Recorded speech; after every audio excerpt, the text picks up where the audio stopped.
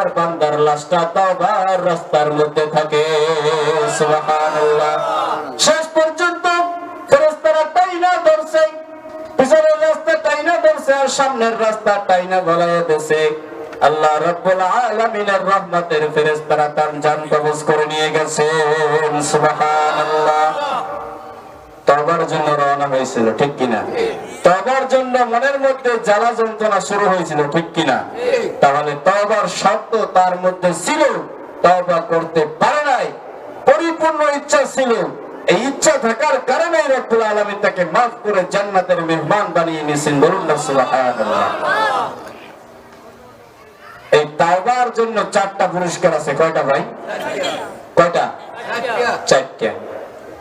সহিভাবে যদি কেউ তাওবা করতে পারে, রব্বুল আলামিন তার জন্য 4টা পুরস্কার রাখছেন। 1 নাম্বার পুরস্কার হচ্ছে আত-তাইবু হাবিবুল্লাহ। আত-তাইবু হাবিবুল্লাহ। তাওবাকারী আল্লাহর হাবিব হয়ে যায়। কি হয়ে যায়? হাবিব হয়ে যায়। হাবিব মানে বন্ধু, হাবিব মানে বন্ধু। এই বন্ধু শব্দটা আরবিতে অনেকবার আছে। সাদিক মানে বন্ধু, খলিল মানে বন্ধু, হাবিব মানে কি? বন্ধু। খলিল মানে বন্ধু। এই খলিল মানে বন্ধুটা বোঝায় আল্লাহর বন্ধু। আত্তাখাযাল্লাহু ইব্রাহিমা খলিলা।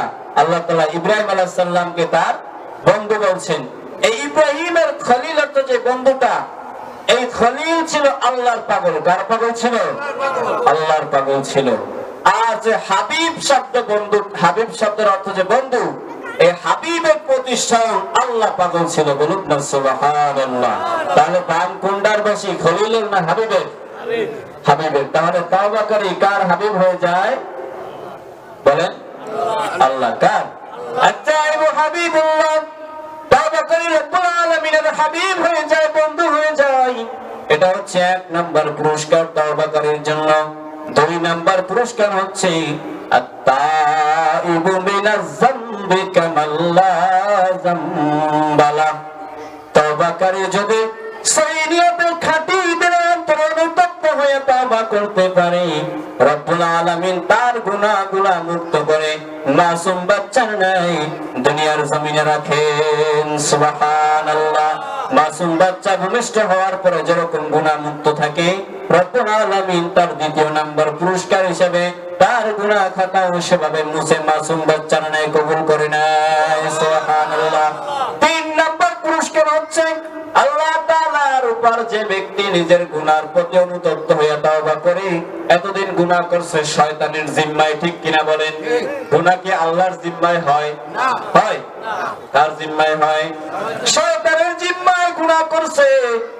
গুনাহ করার পরে যখন অনুতপ্ত হয়ে মাফ চাইছে, রব্বুল আলামিন বলেন ওই বান্দাকে আমি আল্লাহর জিম্মায় নিয়ে নেই। সুবহানাল্লাহ। 4 নাম্বার পুরস্কার হচ্ছে যে ব্যক্তি তওবা করে আল্লাহ তাআলা মৃত্যুর সময় তার জান্নাতের সুসংবাদ দিয়ে দেয়। সুবহানাল্লাহ। রব্বুল আলামিন বলেন ইন্নাল্লাযীনা ক্বালু রাব্বুনাল্লাহু সুম্মা ইসতাকামু তাতানাজ্জালু আলাইহিমুল মালায়েকা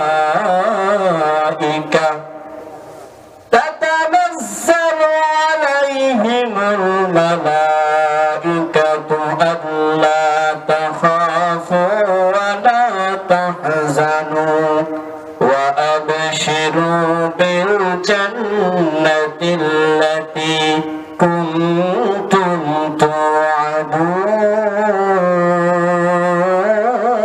توعدون. الله أكبر. إن الذين قالوا ربنا الله.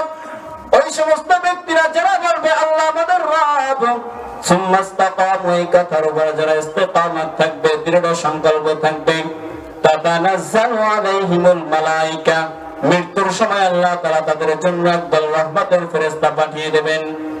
আল্লাহ তাআফু, তারা এসে বলতে থাকবে তোমাদের সামনে কোনো ভয় নাই, ওয়ালা তাহজানু, তোমাদের পিছনেও কোনো ভয় নাই, ওয়া আবশিরু বিল জান্নাহ, জান্নাতের সুসংবাদ গ্রহণ করো, কুনতুম তুআদুন, যে জান্নাতের ওয়াদা রব্বুল আলামিন করেছিলেন। সুবহানাল্লাহ।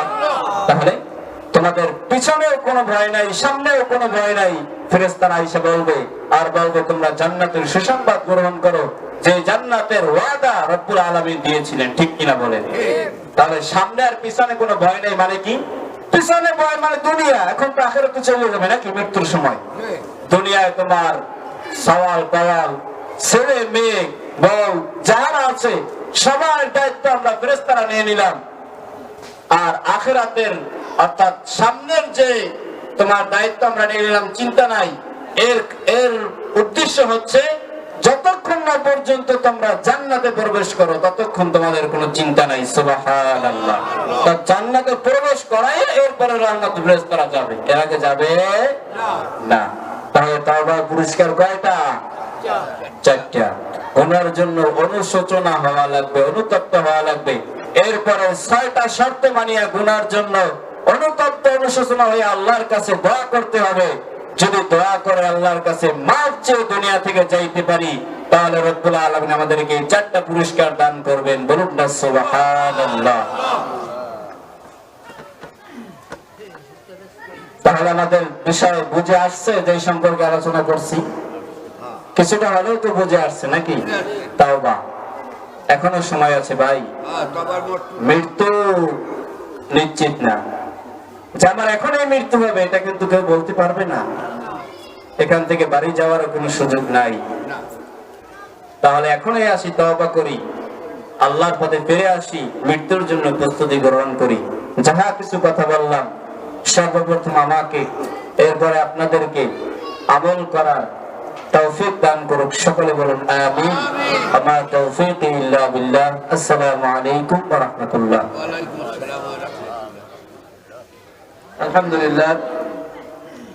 এ পর্যায়ে পবিত্র কোরআন হাদিসের গুরুত্বপূর্ণ নসিহত পেশ করবেন জনাব হাফেজ মোহাম্মদ আলী হোসাইন। হুজুরকে তার মূল্যবান নসিহত পেশ করার জন্য বিনীতভাবে অনুরোধ করছি।